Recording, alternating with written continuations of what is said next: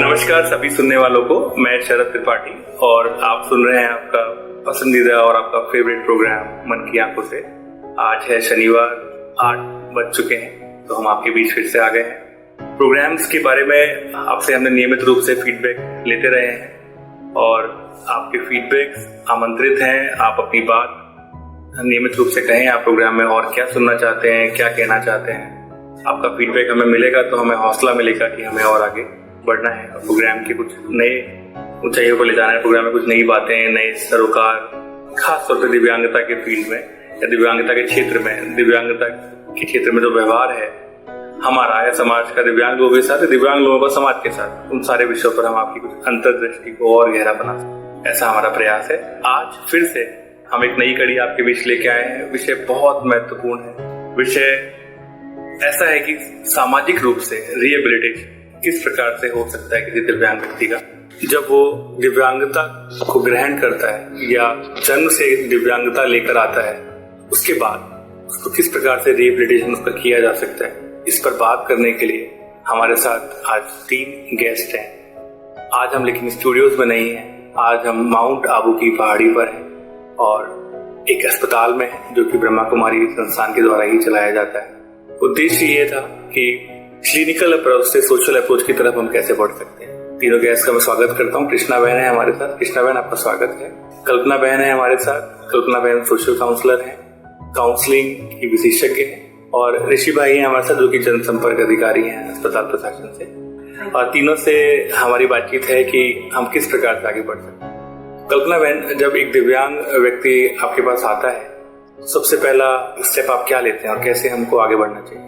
कोई भी दिव्यांग हो या किसी भी प्रकार की कोई भी डिसेबिलिटी किसी भी व्यक्ति में हो, पहले तो उसे जब हम उसका स्वागत करें, वेलकम करें, तो उसे उस नजर से ना देखें किसी तरह से कम है हमसे। हम एक लेवल पर उसके साथ बात करते हैं कि हम और आप एक जैसे। उसके अंदर हो सकता है कि कोई फिजिकल डिसेबिलिटी हो, लेकिन हमारे अंदर भी कई ऐसी बातें हैं जो हमें फिजिकली नहीं बट मेंटली और सोशली और कई तरह से डिसेबल्ड हम कहे जा सकते हैं। तो सबसे पहले कॉन्शियस हमारा ये रहता है कि हम उसे डिसेबल्ड देखते ही नहीं, हम उसके साथ नॉर्मल व्यक्ति की तरह बात करते हैं और हम यही सोचते हैं कि जिस नॉर्मल लेवल पर हम जी रहे हैं, जिस कॉन्शियस के साथ, वो व्यक्ति भी उसी कॉन्शियस, उसी नॉर्मल लेवल के साथ जी सकता है। ये बात हम उन तक पहुंचाना चाहिए बीइंग अ काउंसलर। जैसा कि हमने देखा कि किसी तरह की उसको बीमारी है या किसी तरह का उसको दिव्यांगता है, उसके कारण से वो सालों साल अस्पतालों के चक्कर लगाता रहता है। होना क्या चाहिए वास्तव में? होना ये चाहिए कि डॉक्टर्स उसे सही गाइडेंस दें। कोई भी एक डॉक्टर अगर 10-15 मिनट उस व्यक्ति के साथ बिताता है और उसकी पूरी जानकारी लेता है, पूरा बैकग्राउंड लेता है, उसकी बीमारी के बारे में उसे अवेयर कराता है अच्छी तरह से कि तुम्हें इस तरह की बीमारी है, उसमें ये पॉसिबिलिटीज है और ये पॉसिबिलिटीज नहीं है।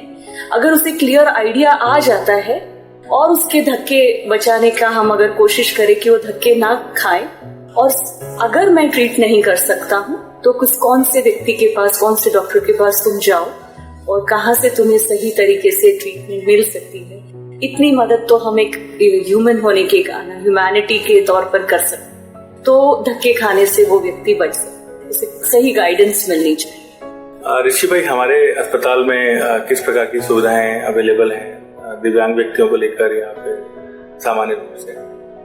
सामान्य रूप से वैसे ये हॉस्पिटल एक मल्टी स्पेशलिटी हॉस्पिटल है, 102 बेडेड हॉस्पिटल है और यहाँ पे हर तरह के पेशेंट आते हैं। क्योंकि जो सिरोही जिला है, यहाँ पे ऑलमोस्ट 45% पॉपुलेशन ट्राइबल है, तो उसमें से हमने बहुत सारे गांव एडॉप्ट भी किए हुए हैं। और उसके अलावा माउंट आबू टूरिस्ट प्लेस है, तो बहुत से टूरिस्ट भी यहाँ पे स्वास्थ्य लाभ के लिए आते हैं।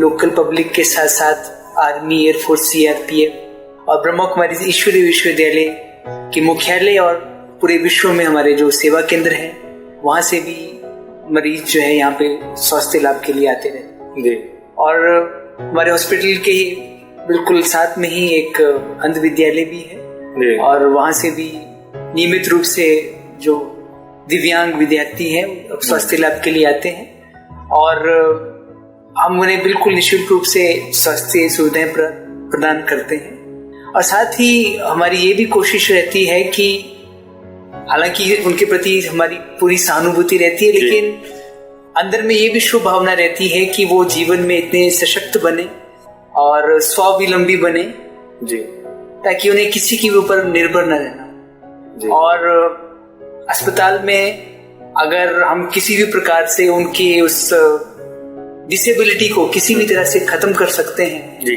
तो उसमें हॉस्पिटल भरसक प्रयास करता है। और जहां तक जैसा कि कल्पना बहन जी ने भी कहा कि यदि उस पेशेंट, उस मरीज की वो डिसेबिलिटी खत्म नहीं हो सकती है तो उसको उस चीज में काउंसलिंग के द्वारा ये स्वीकार कराना बहुत आवश्यक है कि अब उसे पूरी जिंदगी उसको साथ लेके चलना है, उसको स्वीकार करना है। और उसके अलावा जो परमात्मा ने उसे दूसरी जो विशेषताएं दी हैं, उसके जीवन में जो कलाएं भरी हैं, उसके ऊपर वो ज्यादा कंसंट्रेट करे, उसको आगे उभारे। वही बात है, बिल्कुल। मैं इसी बात पे आना चाह रहा था कि कल्पना बहन से मैं यही जानना चाह रहा था। कल्पना बहन, अब जैसे वो अस्पतालों के चक्कर लगा रहा है या बाबाओं के दरवाजे पे जा रहा है, झाड़ा लगवा रहा है, इन सारी चीजों की जगह वो अपने बच्चे को एक अच्छे विद्यालय में भेजे, उसको ब्रेल सिखाए, उसकी मोबिलिटी ट्रेनिंग हो, वो कंप्यूटर ट्रेनिंग ले, साउंड वॉइस असिस्टिव डिवाइसेस के थ्रू सीखे। जैसे मैं अपना मोबाइल फोन यूज करता हूँ, उसी प्रकार का मोबाइल ट्रेनिंग हो। लेकिन ये बात उसके दिमाग में कैसे डाली जाए कि भाई आपको सोशल अप्रोच पे काम करना है अपने बच्चे की। अब जो हुआ सो हुआ, अब इस पर ट्रीटमेंट नहीं हो सकता, तो अब आप ट्रेनिंग पे ध्यान दीजिए। ये बात कैसे बिठाई जाए, क्या समझने योग्य बात है? हमारे पास जब लोग आते हैं इस तरह की, तब हम उनके साथ और उनके पूरे परिवार के साथ इस विषय पर बात करते हैं जी।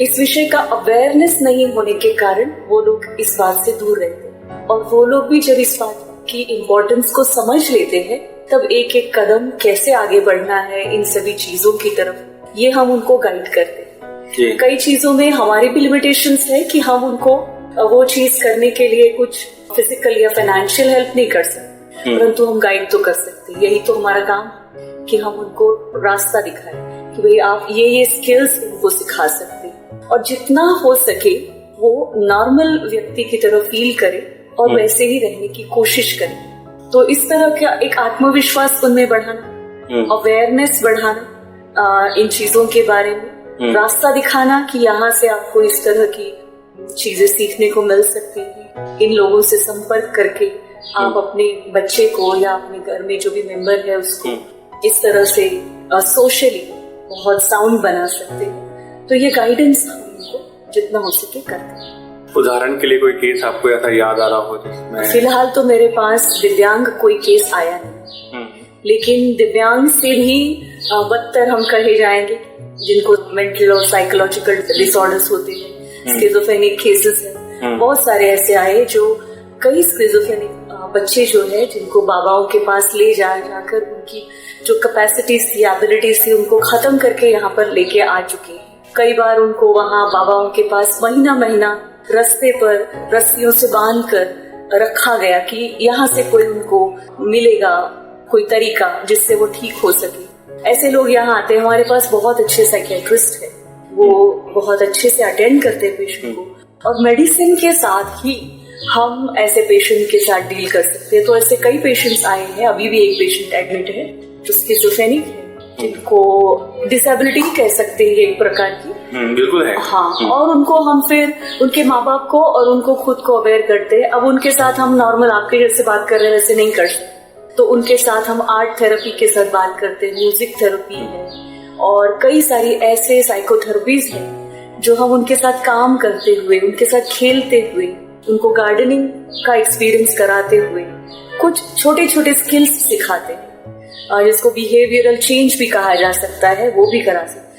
तो वो सारी चीजों के साथ हम एक्सपेरिमेंट करते हुए उनको राजयोग की ट्रेनिंग भी देते हैं, जो बेसिक, जैसे छोटे बच्चों को हम मेडिटेशन कैसे सिखाएं, तो मेडिटेशन का जो डेली रूटीन होना चाहिए, सुबह शाम दोपहर कब करना चाहिए, कैसे करना चाहिए, ब्रीदिंग टेक्निक्स क्या है, उस पर कैसे काम करना चाहिए। ब्रीदिंग से भी काफी कुछ हासिल किया जा सकता है, कॉन्सेंट्रेशन है, स्टेबिलिटी है और कॉन्फिडेंस है, तो ब्रीदिंग टेक्निक्स सिखाते हैं। आर्ट और म्यूजिक जो उनका इंटरेस्ट है उसमें वो कैसे इन्वॉल्व रह सकते हैं ये बताते हैं। गार्डनिंग जैसी चीज है वो अगर वो करते हैं तो कितना उनको रिलीफ मिल सकता है। और कई पेशेंट ऐसे आए जिनका घर का कोई काम काज चल रहा है, छोटी सी होटल टपरी चलाते हैं, उसमें वो क्या क्या काम कर सकते हैं उसका हम यहाँ उनको ट्रेनिंग देते हैं। जैसे अगर सब्जी काटना है, किसी होटल में सब्जी काटना है तो सब्जी कैसे काटी जा सकती है, चाकू कैसे पकड़ा जा सकता है, जैसे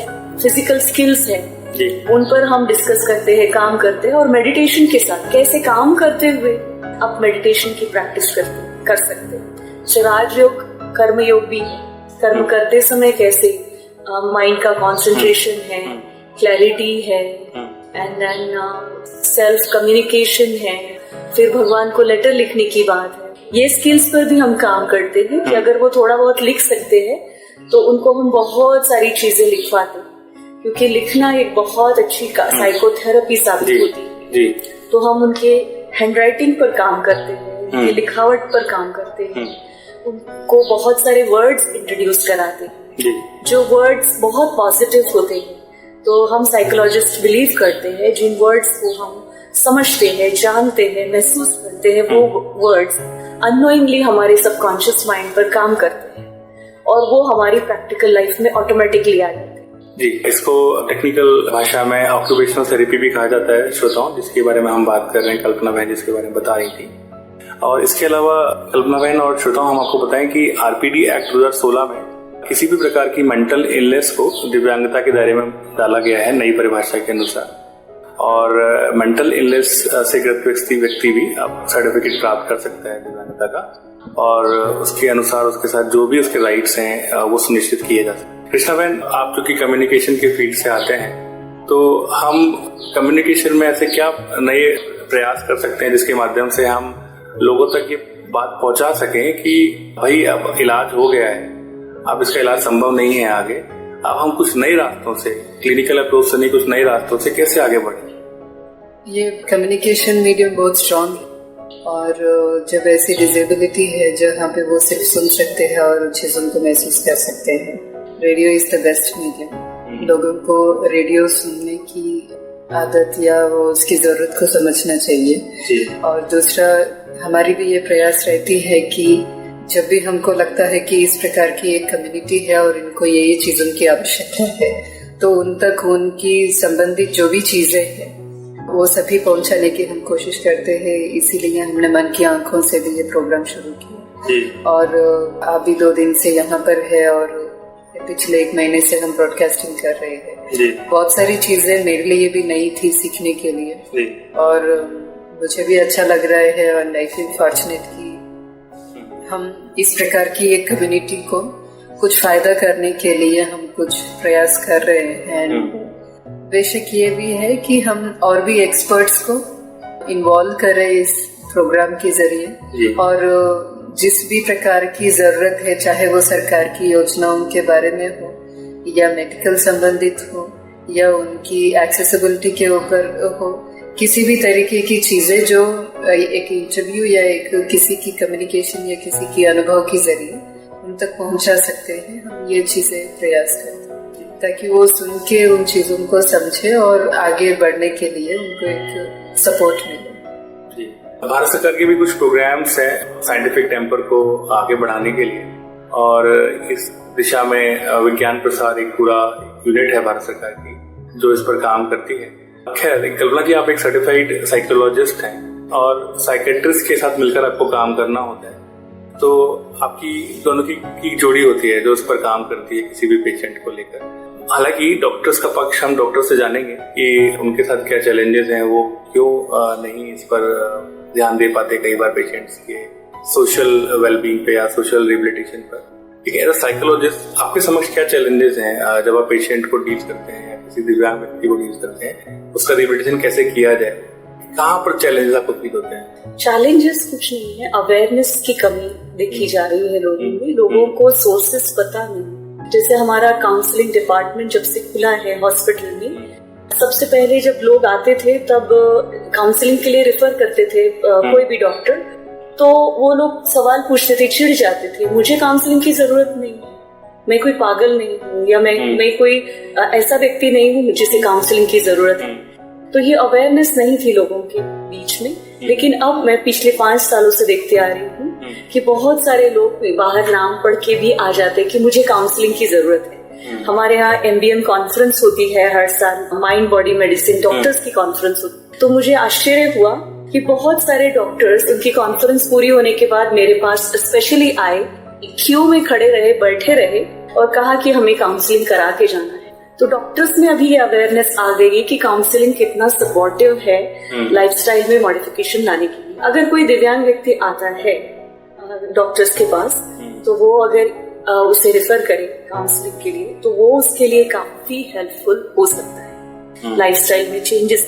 लाइफस्टाइल से पहले अवेयरनेस, अपने विचारों में परिवर्तन लाने के लिए। मैं कोई हेल्पलेस व्यक्ति हूँ और मुझे हमेशा हेल्प की जरूरत है, ये जो बेचारगी उसके मन में चलती रहती है, उसको तो एटलीस्ट हम खत्म कर सकते हैं। उसे आत्मविश्वास दिला सकते हैं कि आपकी डिसेबिलिटी के साथ आप एक सक्षम व्यक्ति की तरह से जीवन जी सकते हैं। इतना कॉन्फिडेंस हम उसमें भर सकते हैं। दूसरा, अगर उसकी फैमिली हमारे पास आती तो हम फैमिली को, मुझे जितना पता है वो तो मैं बताऊंगी, परंतु इंटरनेट के माध्यम से डॉक्टर्स से पूछकर हम उनके लिए वो चीजें उपलब्ध करा सकते हैं या उनको गाइड कर सकते हैं कि हम यहाँ जाइए, यहाँ से आपको ये ट्रेनिंग मिल सकती है, यहाँ से आपको इस तरह से मदद मिल सकती है। जैसे एक स्किज़ोफ्रेनिक पेशेंट आया था, उनको नहीं पता था कि साइकोलॉजिकल इलनेसेस भी डिसेबिलिटी की कैटेगरी में आते, जैसे आपने बताया।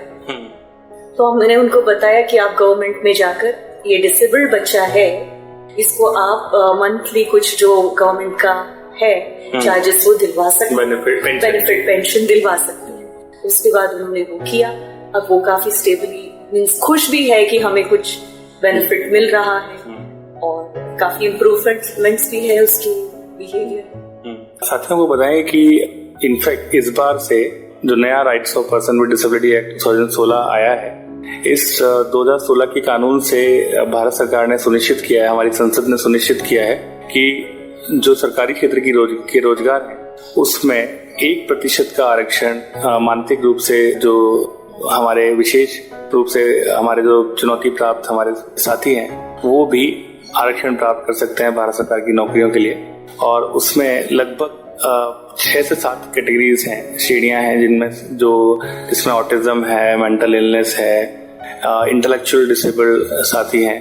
तो ये सभी लोग उसके हकदार हैं और वो लोग भी अपना सर्टिफिकेट प्राप्त करके उस प्रकार की सारी सेवाओं में, सरकार की सेवाओं में अपने आप को ले जा सकते हैं और अपनी सेवाएं भारत सरकार को दे सकते हैं। और राज्य सरकार के जितने भी पद हैं आप उसके लिए आवेदन कर सकते हैं। तो ये इस बार से सुनिश्चित किया गया है, 2016 के कानून से पहली बार आरक्षण का लाभ मानसिक रूप से चुनौती प्राप्त जो हमारे साथी हैं उनको दिया जा रहा है। ऋषि भाई, आप अस्पताल प्रशासन में हैं, तो काउंसलिंग के बारे में जो आपने डिपार्टमेंट आपने नया बनाया है अपने अस्पताल में, काउंसलिंग का, सोशल रिहेबिलिटेशन पर काम करने का, तो आपको कितना महत्वपूर्ण लगता है ये सेल? मैं देखता हूँ कि बहुत सारे अस्पतालों में अभी तक इसके बारे में जागरूकता नहीं है, उसका इंट्रोडक्शन भी नहीं हुआ है, वो लोग ऐसी किसी संकल्पना के बारे में जानते भी नहीं है। तो आपका क्या विचार है?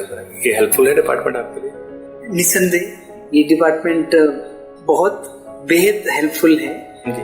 और इनफैक्ट हमारे हॉस्पिटल में जितने भी विजिटर्स आते हैं, डॉक्टर्स आते हैं, उनको हम प्रेरित भी करते रहते हैं कि आप भी अपने हॉस्पिटल में जरूर ऐसा डिपार्टमेंट बनाएं जी, क्योंकि आने वाले समय में इसकी बहुत आवश्यकता रहेगी जी। और जैसा कि आप कहते हैं कि all the diseases are psychosomatic, और जितनी जल्दी इसको डील कर लिया जाए जी, तो उतना ही अच्छा रहेगा। All the disease are psychosomatic, तो ये तो आप कहना चाहते हैं, इस शब्द इस वाक्य से आपका क्या तात्पर्य है? क्योंकि बहुत सारे सुनने वाले लोग हमारे हिंदी भाषी, जैसे कि मेडिकल साइंस मानती है कि ऑलमोस्ट 80% बीमारियां जो है वो साइकोसोमैटिक हैं जी, जो कि हमारे मन में उठने वाले विचारों से प्रेरित, प्रभावित होकर हमारे शरीर में रोग उत्पन्न करती है जी। फिर ये चीज बहुत आवश्यक हो जाती है कि हमारे मन के जो विचार हैं उसकी क्वालिटी को हम इम्प्रूव करें, उसको सही दिशा में ले जाएं, और उसके लिए सही मार्गदर्शन बहुत जरूरी है। एक अनुभवी काउंसलर ही हमें उस दिशा में ले जा सकता है। हमारे बीच बैठे हैं कल्पना में ये जो वाक्य है कि all the disease are psychosomatic, इसको थोड़ा सा एलिब्रेट करें हमारे सुनने वालों के लिए। जैसे आप देखते हैं डायबिटीज है, हार्ट की प्रॉब्लम्स है, या बॉडी पेन्स, किसी भी तरह के दर्द है शरीर में, ये बीमारियां पूरी तरह से आपके विचारों की क्वालिटी के ऊपर निर्भर करती है और लंबे समय से आपके विचारों की क्वालिटी नेगेटिव और वेस्ट थॉट की अगर है तो वो जो ब्लॉकेजेस आप कैरी कर रहे हैं वो बीमारी में तब्दील हो जाते हैं। एक स्वस्थ मन का व्यक्ति कभी भी बीमार नहीं पड़ेगा अगर वो अपने मानसिक स्वास्थ्य का ख्याल रखेगा तो उसका शारीरिक स्वास्थ्य अपने आप ठीक रहेगा। परंतु अगर मुझे डायबिटीज होता है, हार्ट अटैक आता है, हार्ट की कोई प्रॉब्लम्स होती है या और कोई बीमारियां होती है, अगर मैं बुखार से ही बीमार पड़ा तो अगर डॉक्टर के पास जाएंगे तो वो क्या कहेंगे कि भाई इम्यूनिटी कम थी इसलिए आपको इस बीमारी ने घेरा। पर इम्यूनिटी कम कैसे हो जाती है? वो इम्यून सिस्टम कम होने की क्षमता कम होने का कारण भी आपके थॉट्स में। आप देखेंगे ऐसे पेशेंट हमारे पास आते हैं जब हम उनके फैमिली बैकग्राउंड के बारे में पूछते हैं या प्रेजेंट कंडीशन के बारे में पूछते हैं तो पता चलता है कोई ना कोई वो ट्रॉमा से गुजर रहे हैं, किसी न किसी प्रकार की कॉन्फ्लिक्ट्स उनके लाइफ में चल रहे होते हैं लंबे समय से या कुछ समय से, सुसाइडल थॉट्स चल रहे होते हैं, बहुत सारी परेशानियों से गुजर रहे होते हैं, या तो बिजनेस में लॉस है या किसी व्यक्ति का लॉस वो फेस कर रहे होते। तो देखा जाता है कि वो फिजिशियन के पास जाता है, डॉक्टर के पास जाता है कि मुझे कुछ टैबलेट्स दो जो मेरी बीमारी ठीक हो जाए, लेकिन उसके पीछे ये सारे रीजंस होते हैं। साइकोलॉजिकल रीजंस के कारण उसको किसी न किसी बीमारी को फेस करना पड़ रहा होता है। जब वो साइकोलॉजिकल एस्पेक्ट उस पर हम काम करते हैं, उसके ब्लॉकेजेस को ठीक करने की कोशिश करते हैं, उनके मन को हील करने की कोशिश करते हैं, तो डॉक्टर्स या सभी मेडिकल फील्ड में जो लोग उसके साथ जुड़े हुए हैं, जो मेडिसिन स्टूडेंट हैं, वो भी फील करते हैं कि वो बहुत जल्दी रिकवर कर रहे हैं या उनकी हीलिंग बहुत जल्दी हो रही है। जैसे हमारे पास पेशेंट आते हैं, डॉक्टर्स कहते हैं खा नहीं रहा और ये सो नहीं रहा है, तो अगर वो खाना नहीं खाएगा और नींद नहीं करेगा, चाहे जितनी भी दवाइयां दो उसको, वो ठीक होने वाला।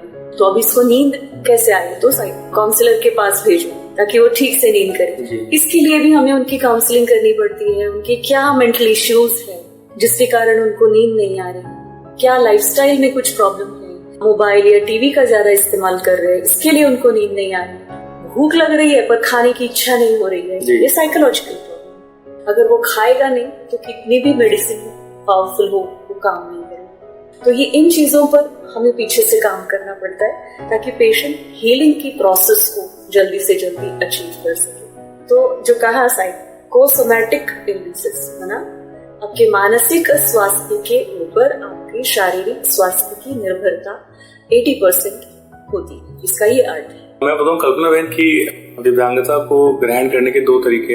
तो आप जन्मजात आते हैं दिव्यांगता के साथ, या फिर आप अपनी उम्र के किसी पड़ाव पर किसी न किसी दुर्घटना या घटना के कारण आप दिव्यांगता को प्राप्त करते हैं। फॉर एग्जाम्पल जैसे अस्थि विकलांगता जो है भी हमारे देश में, एक समय था कि जब हमारे देश में पोलियो बहुत अधिक था और ज्यादातर अस्थि विकलांगता जो है वो पोलियो के कारण थी। अभी पिछले कुछ सालों में अब क्योंकि पोलियो हमारे देश से लगभग हमने समाप्त कर दिया है हमारे संयुक्त प्रयासों से, इसमें सरकार ने नियमित रूप से कैंपेन चलाया पोलियो की दवाई को लेकर, पोलियो के टीके को लेकर। तो उसके पश्चात अब हुआ है कि अब हमारा जो पोलियो जो है समाप्त हो चुका है। लेकिन अब जो अस्थि विकलांगता आ रही है वो किसी सड़क दुर्घटना के कारण या किसी और कारण से आ रही है। ऐसे ही मैं एक ब्लाइंड साथी का एग्जांपल बताऊं तो वो ब्लाइंड साथी जो है उनको रेटिनल डिसऑर्डर हुआ उनकी आंख में और उनका विजन लगभग 25 साल की उम्र में पूरी तरह चला गया। वो लगभग 3-4 साल तक अपने घर पे रहे, इलाज कराते रहे, अकेले पड़े रहे और उसके बाद उनको ये नहीं पता था कि वापस अब मैं कैसे वो एक बैंक में कर्मचारी थे, वापस अपने कार्य क्षेत्र में कैसे लौटूं। तो उसके बाद फिर उनकी हमसे मुलाकात हुई, हमने उनके रिहेबिलिटेशन पे काम किया। आज उन्होंने अपना बैंक वापस ज्वाइन कर लिया है, लेकिन वो काउंसलिंग हर किसी को संभव नहीं है। तो आप कुछ हमारे युवा साथी जो सुन रहे हैं और जो इस क्षेत्र में आना चाहते हैं, जो कल्पना बहन की तरह अपनी सेवाएं देना चाहते हैं, तो कौन कौन से रास्ते हैं जहाँ से वो अपना अध्ययन कर सकते हैं, साइकोलॉजिस्ट बन सकते हैं पेशेवर? ब्रह्मा कुमारीज और अन्नामला यूनिवर्सिटी के द्वारा मिलकर एक कोर्स इंट्रोड्यूस किया गया है, post graduate diploma in counselling and spiritual health. जी। तो कोई भी ग्रेजुएट इस कोर्स को कर सकते हैं, करस्पॉन्डेंस कोर्स है। प्रैक्टिकल ट्रेनिंग के लिए हम जैसे जो काउंसलिंग सेंटर्स चल रहे हैं वहाँ हम उनको free of cost practical training देते हैं। जैसे मेरे पास कई स्टूडेंट्स आते हैं। जी, आपने भी एक बहुत महत्वपूर्ण बात कही कि एक तो जन्मजात अंधता होती है और एक बाद में बहुत से पेशेंट्स को हो जाती है, और उसमें एक बहुत बड़ा फैक्टर आज के समय में डायबिटिक रेटिनोपैथी की वजह से हो रहा है। और हमारे हॉस्पिटल में एक विशेष प्रोग्राम ऐसे मरीजों के लिए चलता है डायबिटीज के लिए, उसको हम होलिस्टिक अप्रोच टू डायबिटीज बोलते हैं। और क्योंकि जो डायबिटीज है वो एक साइलेंट किलर डिजीज है, उसमें शुरू के कुछ वर्षों में पेशेंट को कुछ भी कॉम्प्लिकेशन नहीं होता है, लेकिन धीरे धीरे अगर वो डायबिटीज हमारी लंबे समय तक अनकंट्रोल रहती है तो हमारे शरीर के बहुत से अंगों पे उसका प्रभाव पड़ना शुरू हो जाता है, जैसे कि आंखों में, हमारे टीथ में, हमारे किडनीज में और हमारे पैरों में। और ऐसे बहुत से मरीज हमारे पास में आ रहे हैं जो बहुत लंबे समय तक उन्होंने उसको इग्नोर किया, उनकी डायबिटीज अनकंट्रोल रही और उनकी आंखें अभी खराब हो चुकी हैं। तो इसलिए हम तो सभी पेशेंट्स को ही कहेंगे, पेशेंट्स क्या जो नॉर्मल भी व्यक्ति है, कि साल में हमें एक बार अपना कंप्लीट हेल्थ चेकअप करवा लेना चाहिए, शुगर को प्रॉपर चेक कर लेना चाहिए, क्योंकि आज भारत में लगभग हर चौथे व्यक्ति में से एक व्यक्ति डायबिटिक हो रहा है। भारत पूरे विश्व का डायबिटीज वर्ल्ड कैपिटल बन चुका है। तो इसलिए नियमित रूप से अपनी शुगर चेक करवाएं, और अगर आप लंबे समय से डायबिटिक हैं तो अपनी आंखें भी जरूर चेक कराएं, रेटिना को जरूर चेक कराएं कि कहीं डायबिटीज का असर हमारी आंखों पे तो नहीं आ चुका है। समय रहते हुए अगर हमने उसको चेक कर लिया, कंट्रोल कर लिया, तो हम आज से एकदम अचानक होने वाली अंधता से बच सकते हैं। बस बहुत बहुत धन्यवाद ऋषि भाई। हमारे बीच में ब्रॉडकास्टर कृष्णा बहन भी बैठी। कृष्णा बहन, प्रोग्राम मन की आंखों से जो है इसकी संकल्पना आपने बुनी और पहली बार आज आप कार्यक्रम में भी आए हैं। जो हमारे सुनने वाले हैं वो हमें अगर चिट्ठी लिखना चाहते हैं तो किस पते पर आपको पत्र भेज सकते हैं, जिससे कि हमारे अपने कार्यक्रम को और बेहतर। आप जरूर पत्र लिखिए, रेडियो मधुबन भवन, शांतिवन, आबू रोड, 307510। आप ईमेल भी कर सकते हैं info@radiomadhuban.in। ऋषि भाई, जो सुनने वाले हैं हमारे इस कार्यक्रम को, वो देश के किसी भी कोने में है, वो आपके अस्पताल प्रांगण तक कैसे पहुंच सकते हैं, आप तक कैसे संपर्क कर सकते हैं, वो सारे रास्ते बताइए। पर जैसे कि हम खास आज चर्चा कर रहे थे डायबिटीज के पेशेंट्स के लिए जो डायबिटिक रेटिनोपैथी के शिकार हो जाते हैं, तो उनके लिए विशेष हमारा जो प्रोग्राम है होलिस्टिक अप्रोच टू डायबिटीज, तो उसमें हम 5 दिवसीय हमारा प्रोग्राम चलता है, जिसमें हम रविवार से शुक्रवार तक पेशेंट्स को हॉस्पिटल में भर्ती रखते हैं और पूरी उनकी दिनचर्या होती है। प्रातः से राजयोग मेडिटेशन, फिर स्पेशल उनके लिए व्यायाम बनाया गया है, फिर सारा दिन उनकी एजुकेशनल क्लासेस होती हैं जिसमें उनको मधुमेह डायबिटीज से संबंधित A to Z सारी जानकारी दी जाती है। और फिर विशेष जो मधुमेह विशेषज्ञ हैं, डायबिटोलॉजिस्ट हैं, उनके साथ भी उनका 1-to-1 कंसल्टेशन होता है। तो उसके लिए कोई भी आ सकता है, केवल थोड़ा एडवांस में अपॉइंटमेंट लेनी होती है और उसके लिए एक दूरभाष नंबर है, मोबाइल नंबर है, हम आपको नोट करवाते हैं। 9413-464-808। एक बार और रिपीट कर दें सर। 9413-464-808। तो इस नंबर पे संपर्क करके आप कभी भी इस प्रोग्राम के लिए अपॉइंटमेंट ले सकते हैं। काउंसलिंग भी हमें टेलीफोनिकली अवेलेबल है? हाँ, टेलीफोनिक काउंसलिंग भी अवेलेबल है, बट अगर आपके पास ईमेल है तो आप पहले ईमेल करके अपनी प्रॉब्लम को बता सकते हैं और हमें अप्रोच कर सकते हैं। उसके बाद हम देखेंगे कि हम आपको काउंसलिंग कर पाएंगे या नहीं कर पाएंगे, तो हम आपको टेलीफोन नंबर देंगे। तो ईमेल के थ्रू मुझे कांटेक्ट किया जा सकता है पहले। तो मेरा ईमेल आईडी है kalpanagrc@gmail.com, KALPANAGHRC@gmail.com।